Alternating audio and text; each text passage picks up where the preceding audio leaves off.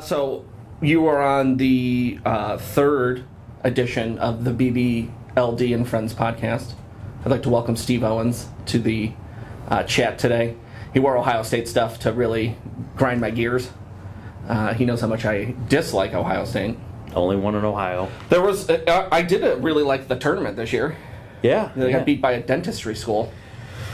Well, I mean, they fared better than Notre Dame, that's for sure. So, hey, at the end of the day, they get to watch the championship with the rest of us at home. Yeah, I mean, it's a valid point, but at the same time, I roll with the Buckeyes. You got to get your degree from them so you can finally, because there's a lot of other colleges that are closer to us than Ohio State, and you should be cheering for them. I'm from Ohio, and Ohio's the main school. I think, and the crazy part is, I think anybody really goes out of their way to root for Ohio State because, my alma mater's Kent State, and they don't have a shot at anything. So when they're playing Ohio State, Maction, baby.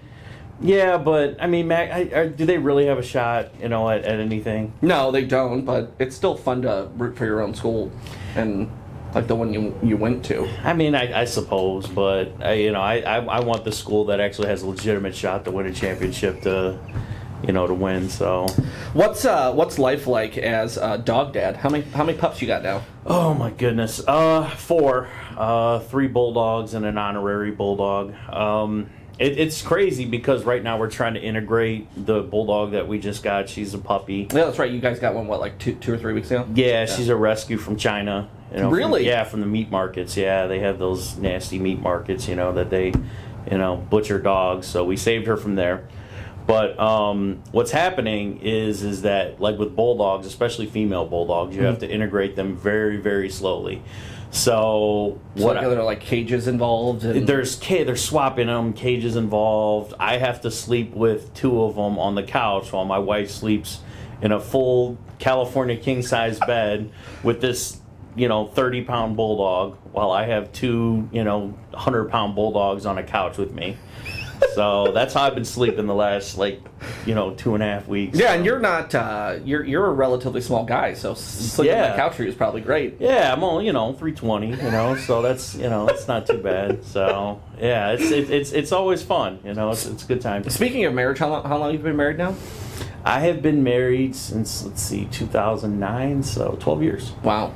Yeah, that's a long time. I was at your wedding. Yeah, you were. That was a lot of fun. Yeah, I don't really remember too much of it. Neither do I. But it's always fun talking to people about a married life because it's you guys. So I always talk to people about getting married, you should live with the person before you marry them. Absolutely. I know it's a weird rule because you weren't allowed to do that for so long because it was very taboo. Yeah. But I think you need to figure out how that other person lives before you make the dedication to marrying them for the rest of your life. Yeah, I agree. Nobody really wants to see how the sausage is made, and the problem is that right there is where you're constantly making sausage. There's some sausage. Sort of giant animal dying in the back. Yeah, and I mean, and it's incredible, just the things that you never thought would annoy you, to where you're just your clothes have been sitting on the pool table for 2 weeks now, so it's about time to put them away. So you have those moments. So it can be rough, but and you learn a lot about yourself too. I always wondered if I'd be like my mom, or What was your mom like?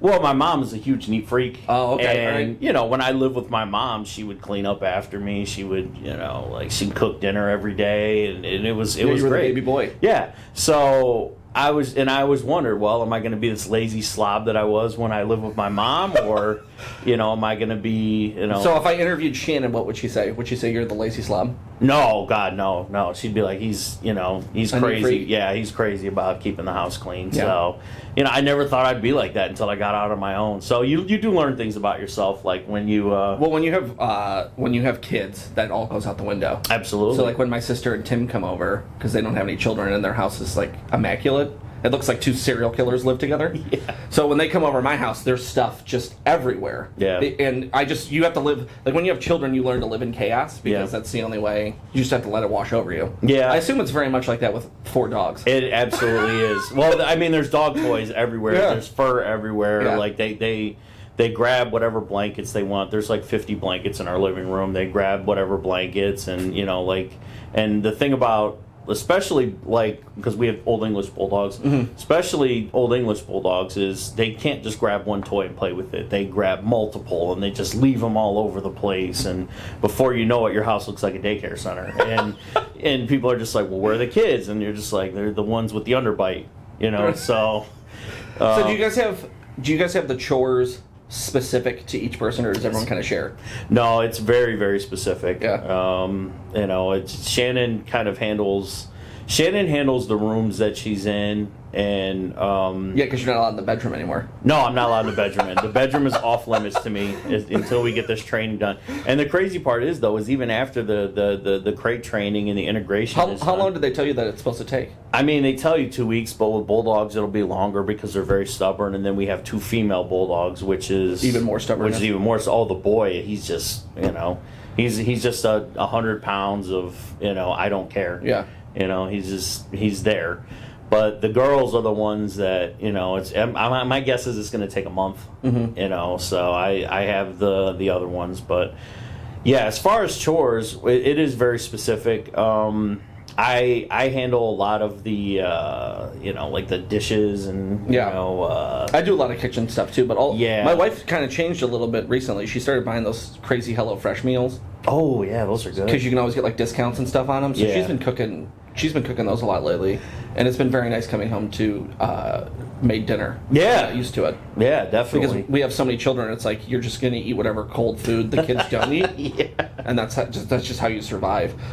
Oh man, I tell you. So yeah, you just recently went back to school, right? Yeah. And what are you told me about it, like some sort of nuclear pharmacy tech. I don't know what kind of craziness you're into. What is this? What is this thing you're doing? I'm getting my degree in nuclear medicine. That's it, nuclear medicine. Yeah. Okay. Basically working with like medications and radiation for cancer patients. So that's essentially it in a nutshell. So yeah, I start that program. I've already got the prerequisites done. The program starts in the fall. Okay. But I've been spending the last 2 semesters just getting the prereqs out of the way.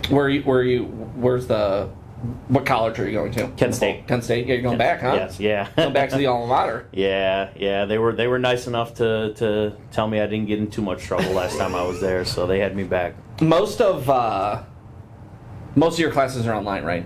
Yeah, as of right now, yeah. Okay. Is it going to be in person come the fall, or do they not know yet? We don't know yet. I'm assuming there's going to be some. I mean, as long as this COVID situation gets better, but yeah.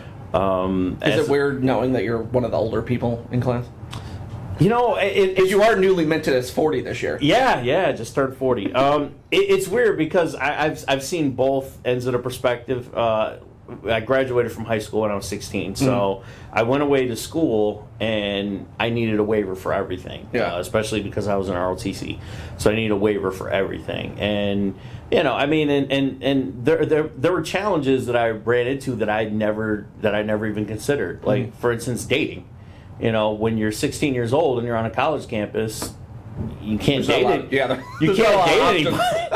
Yeah, you can't date anybody because technically it's illegal. Did you lie and tell everyone you were 18? Oh, I didn't tell a soul how old I was. Yeah. Yeah, the only reason anybody knew was because of the waivers. And, just needing a parent to sign off on pretty much everything. But no, I didn't tell a soul. And I mean, I'm a bigger guy, so nobody suspected anything. I mean, I'm 6'2". So. So everyone just assumed you were 18 or 19 or 20 or whatever. Yeah, I mean, everybody just assumed that I was of legal age, and so I've had that perspective, and then and so now in all my classes I'm kind of the elder statesman, where I kind of talk people off a ledge, and when they're having some issues, and there's not many things I haven't encountered. So going back to school at 40 is interesting. I've been thinking about wanting to go back to school myself, but is there anything that like you would tell your 22-year-old self that now? Like, what's one piece of information if you could shoot into a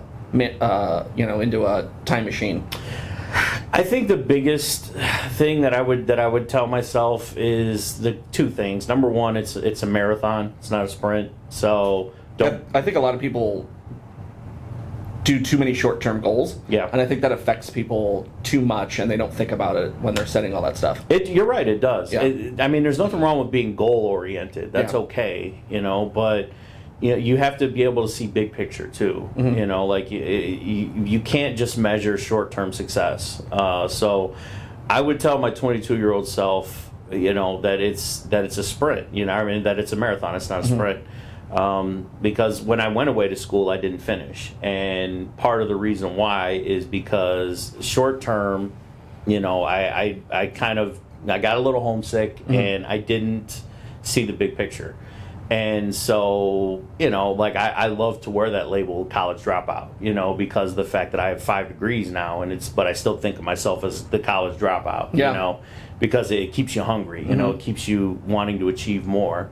So I look at that initial failure and I kind of build off that, I scaffold and say, that it's great what you've accomplished, but at the same time, look, this is you failed the first time you set out, and so you don't want to do that again. So that's the first thing that I would tell myself. The second thing that I would tell myself is not to get married. I would never say that. I would never ever say that. The second thing that I would tell myself is to try to get as far ahead as possible, as quickly as possible, just because of the fact that one of the keys of my success now, because I've taken 21 credit hours this semester.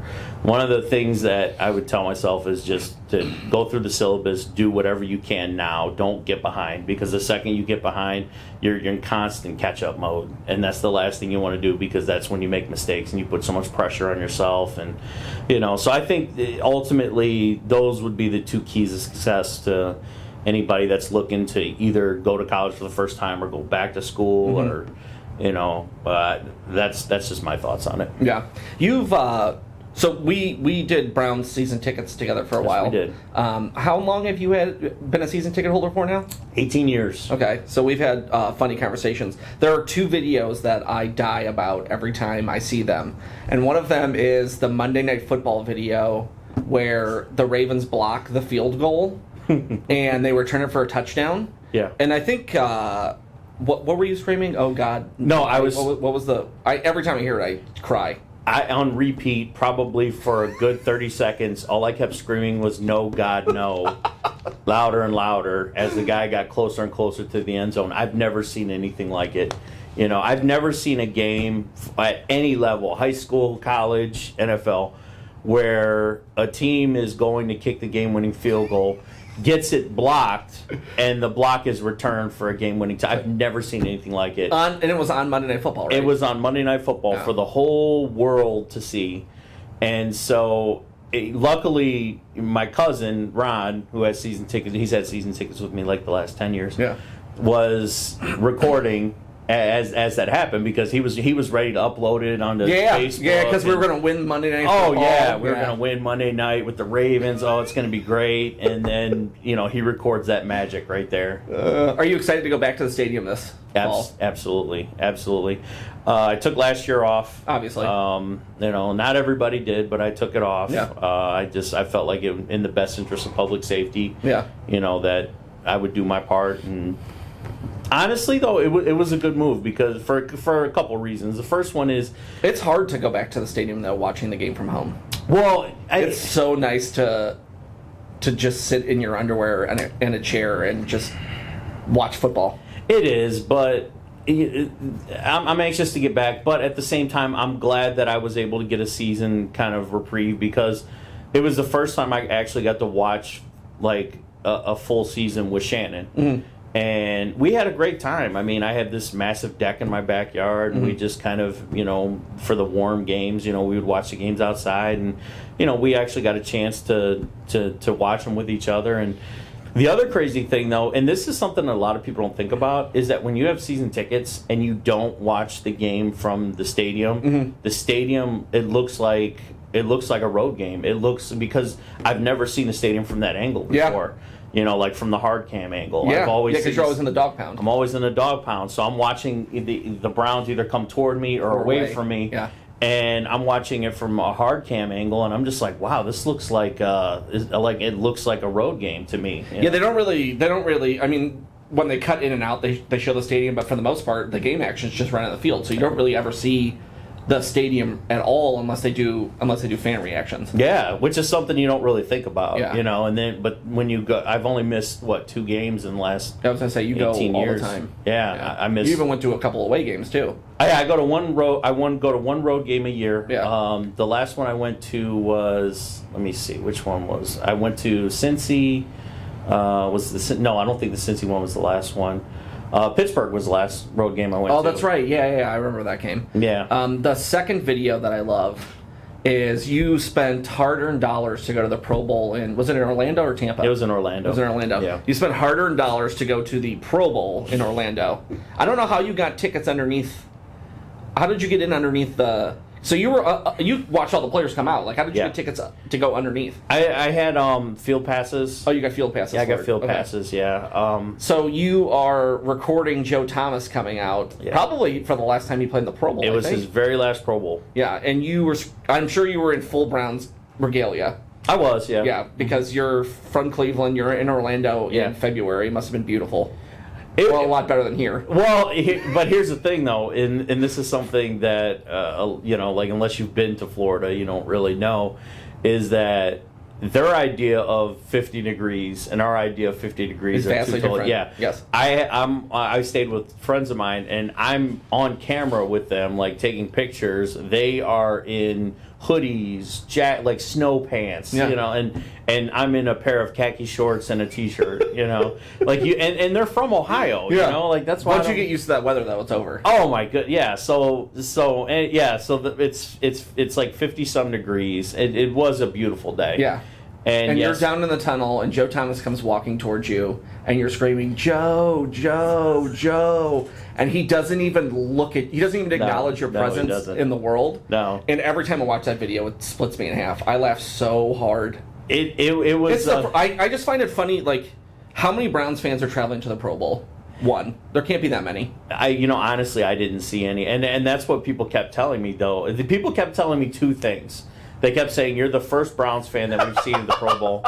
And that's because we only get one player, and it's usually like a kicker, a punter, or Joe Thomas. That was the other thing that they would say, is they would say, I didn't know a Browns player was playing in this game. Yep, nobody knew who Joe Thomas was. He played left tackle. Nobody cares about... Yeah. Nobody really cares about offensive linemen. So I would have people tell me those 2 things over and over again.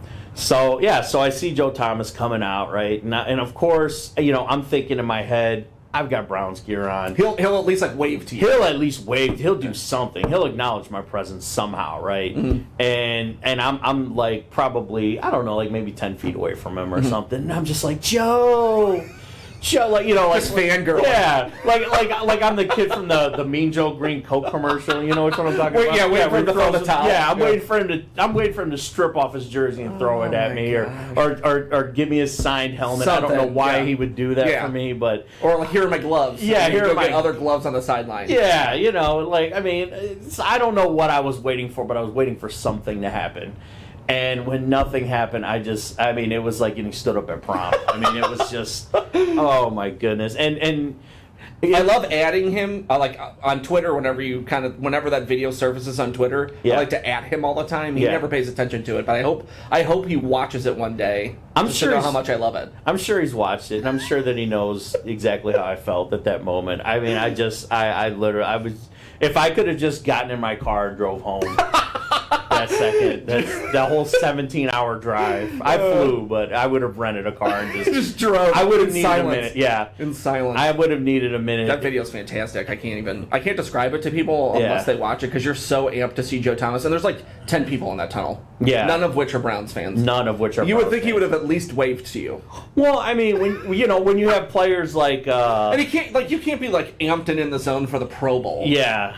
You have... It wasn't like the Super Bowl or something. Oh, I know. And, you got Von Miller that's, running around, slapping everybody. Yeah. It's the Pro Bowl, Yeah. Nobody cares if you step out of your element for a second to say hello. And when he didn't, it was definitely a humbling experience, and I'm glad you enjoy it as much as you do. If there's an underlying theme between the two of us, because I'm like the little brother you never wanted. Yeah, and we like when bad things happen to each other because it's just funny to laugh about. It is, and just needle the other human being. It is. So it's always nice to have like a nemesis. Well, that's why I won't let it go about that mustache of yours because it looks too cool. Oh my God, it looks like it looks great. Oh, you look like a Disney villain, like you really do. And like that's why when I saw it the first time, I just said, "You got to be kidding me!" Like I'm just like, okay. I'm going for a Burt Reynolds look. I'm trying to bring it back. You're like a combination of like Gaston and he's pretty buff though, so I can get down with that. He is pretty buff. He's got some rippling muscles. Yeah, or like the skinny pirate from like the old like Captain Hook stuff. They used to do, where he had the purple outfit. Yeah, and the weird mustache. Yeah, exactly. Yeah. And I just saw it, and I said he can't. There's no way he knows how bad he looks. The beard will eventually grow back, but... Are you gonna grow it back? Yeah, it's just the summer stash, though. I won't start it again until, like, August. Yeah, I mean, because it's just... Once you cut it, you gotta live with it. Yeah, you do. You do. Well, Brad Pitt looks good with a mustache. You're not Brad Pitt, though. You're not, I can pretend. Brad Pitt's a good-looking man. There ain't many guys that can pull that off. Like maybe mid-90s Antonio Banderas can pull it off, but you are not him. So, I mean, don't get me wrong. I love the fact that you shaved it because, like, you look ridiculous. Yeah. But at the same time, just knowing that you're going to get that epic Viking beard back. Yeah. It'll eventually come back. Yeah. Well, how much do you love that my father texts you weird things all the time? God. So he does it to you. He does it to Uncle Tim. I love your father so He does much. it to my wife. Like, he just sends the weirdest text messages. And he does his voice to text. Yeah. Because he doesn't like to type. Yeah. And it always comes through butchered. Always. It's never right. Always. So then you're trying to, like, solve a puzzle. Like, it's the Wheel of Fortune. Yeah, you're literally sitting there like you're Batman reading one of the Riddler clues. is like how I'm. You're just like you're trying to decipher it. Like, what does he ask for? He asks you. He used to ask you all the time for that grill. He asked me for the grill. Does he still ask you for the grill? He still asks me for the grill. Okay. What else does he ask you for? I have that smoker that he constantly asks me, "Hey, are you using that smoker?" Yeah, just because he wants to. He's got like 10 in his backyard. Yeah, I don't know why he needs another one. He wants mine. Yeah. Anything that you're not using and he wants. Yeah. He'll even if you're not using it when he shows up to your house, he thinks you're not using it at all. Yeah. So he gets to take it. Yeah, it's like, bro, I'm not smoking meat at 3 o'clock in the morning. So yeah, no, you can't have my smoker. So yeah, there's that. I remember once he hounded me, because my basement is full of Browns memorabilia. Yeah. He was hounding me for Browns helmets, so I just gave it to him. You finally gave him one. Eventually. But the problem is once you give in, he asks for more. Yeah. It's like a shark in the water. It's like chumming it. Yeah, I mean, once he finds that weakness, it's like, he's like, oh, I found my huckleberry. Yeah. We used to have very interesting Christmas Eves over at your house. Yeah, I miss those. Yeah. Those were always fun. My favorite Christmas Eve was the one, like, it was the one right after your wedding because, like, he was on that poppin' tags Macklemore kick. Oh yes, and he was $20 in his pocket. Yeah, and he was wearing that fur coat, so I got him that scarf to match. It was like a fur scarf. Which I mean, he has to he's got to look like the skinniest grizzly bear ever when he wears that jacket. He dyed. So speaking of dyed beards, he dyed his beard. No, unless he figured out some sort of way to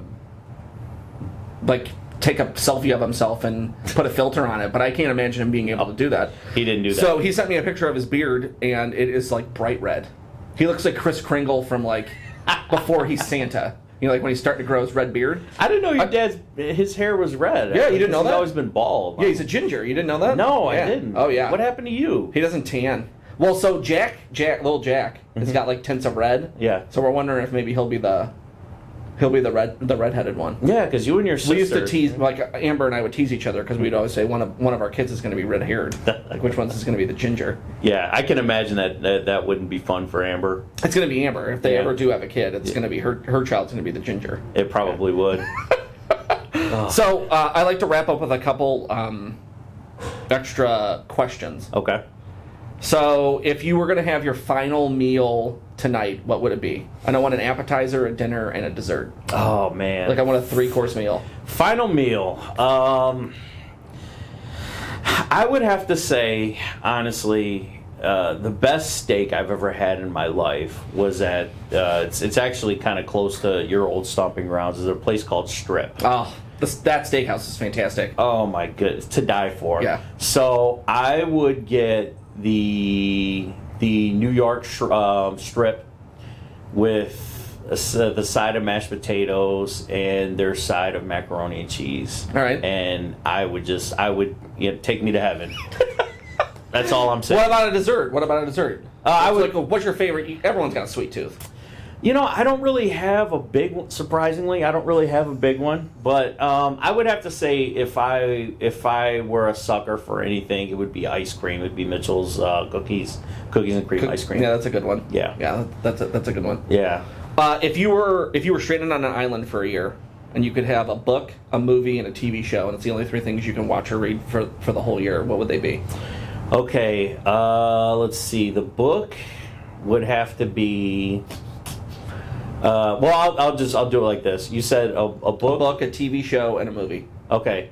The TV show would be Parks and Rec. Okay. Not an Office guy. Love Parks and Rec. Wow, okay. Yeah. Just a big Ron Swanson guy? Love Ron Swanson. I was Ron Swanson for a long time. So Parks and Rec would be the TV show. The movie would have to be, oh, that's a good question. I would have to say I love The Crow.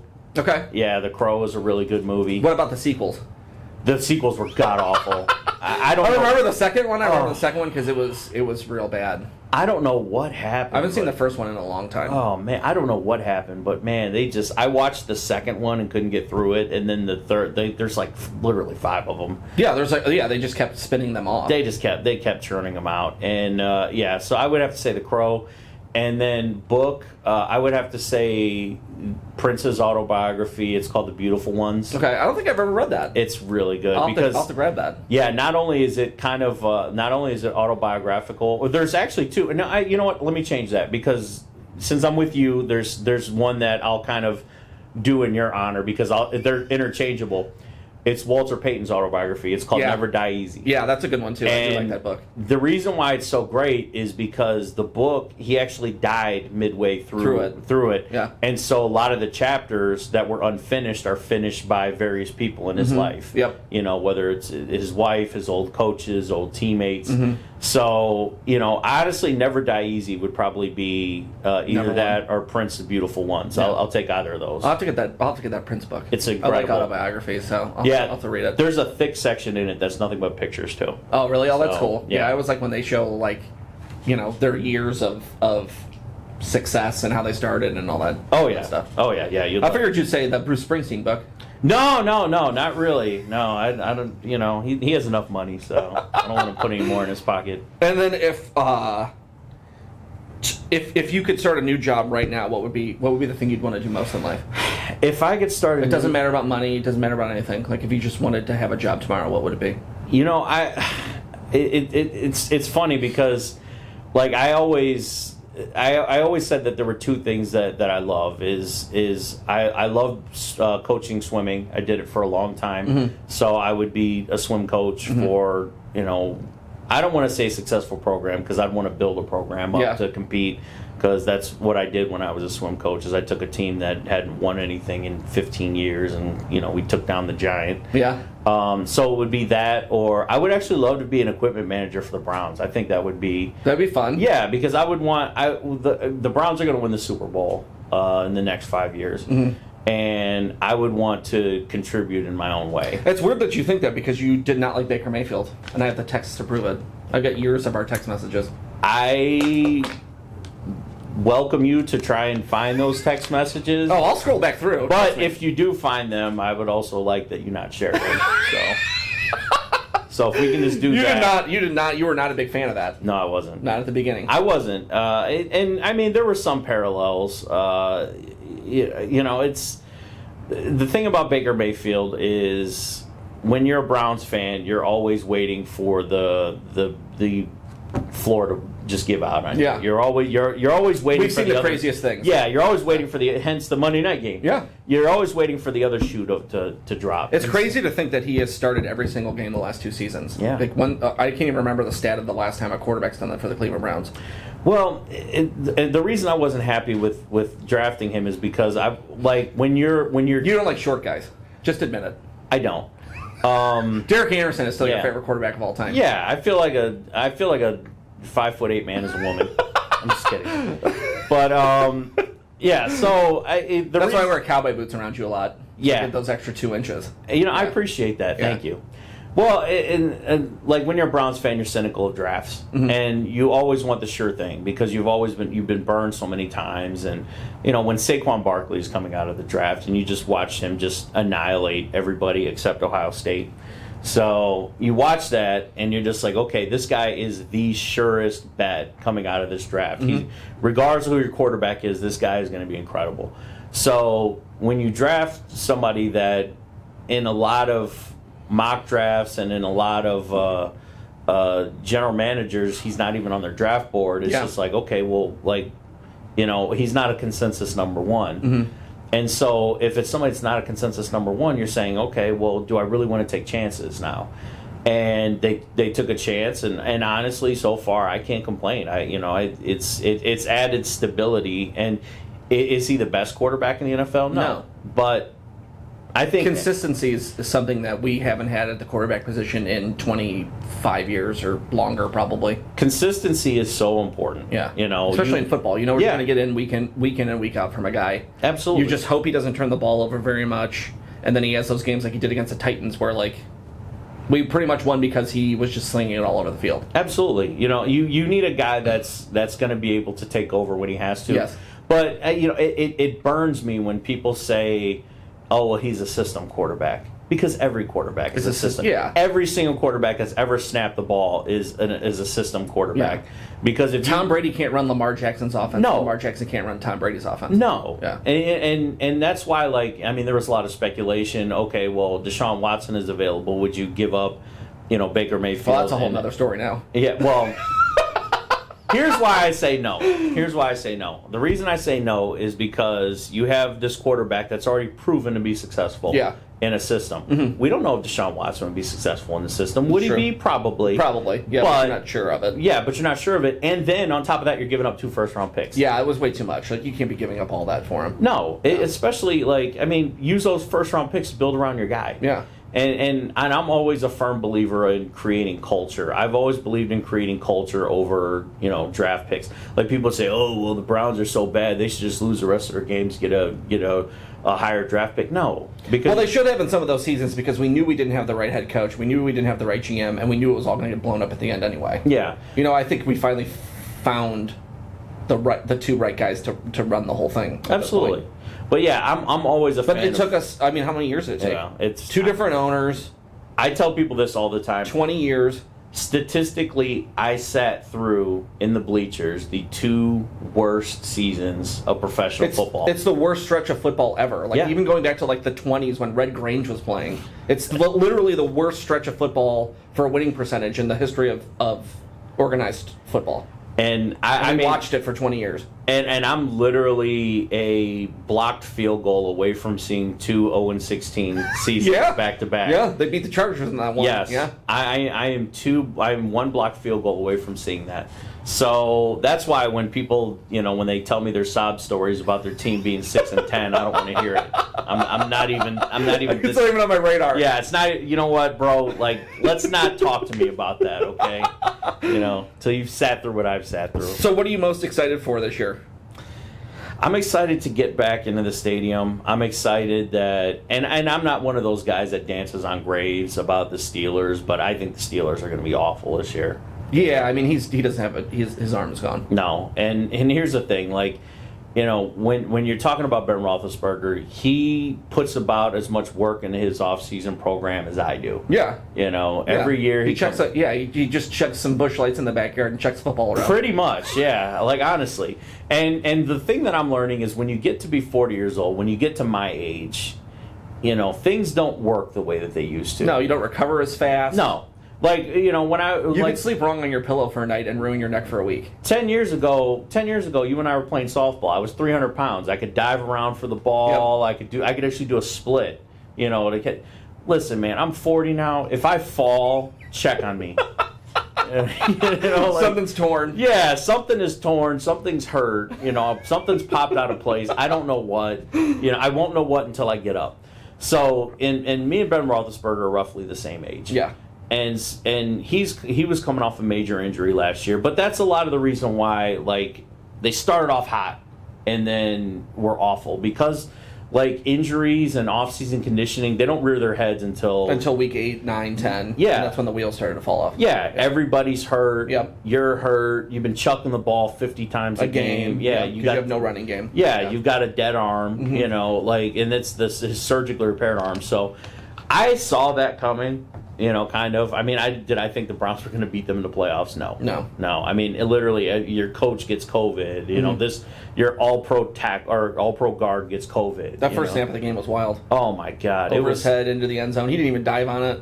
They should have just kicked it out of the back of the end zone. Really? Yeah. I mean, that's illegal, but which I didn't know that until. Oh, I didn't know that either. Yeah.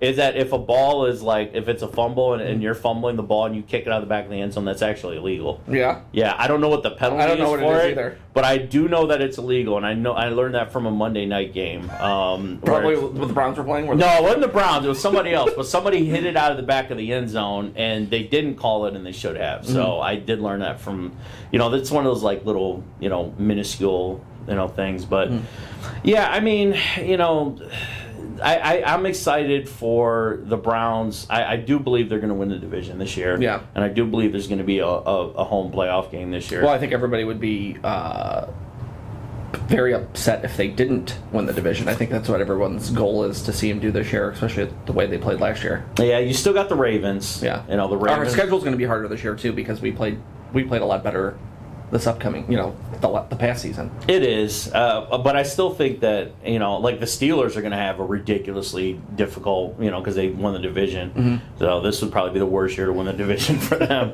Is now, they're going to have to play the Chiefs. They're going to have to play the Bills. Mm-hmm. They have to play all the division winners whenever they play them. Yeah. So they're going to have a rough go. The Browns are going to have a rough go, but at the same time, the Browns play the style of football to where if they impose their will on people, they can beat whoever. And that's why I don't worry about the Chiefs. People are like, oh, well, the Browns should have taken advantage of the Chiefs this year when Mahomes got knocked out of the game. I think the Browns, if they play their game, it won't matter. Yeah.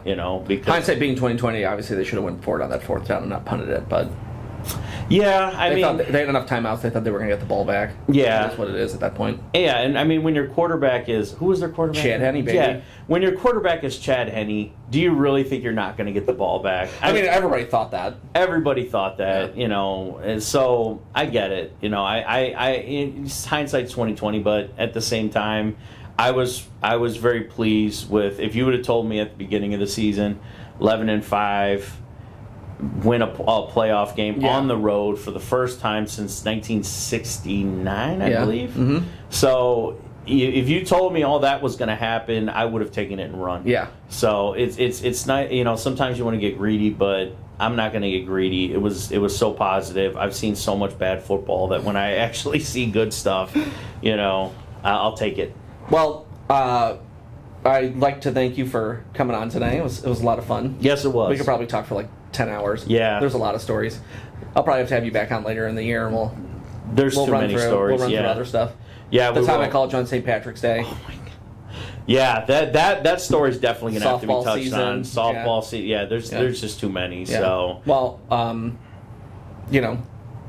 really appreciate you coming on. I love you, even though we like to hammer each other all the time. Grow that beard, man. You look so bad. It looks...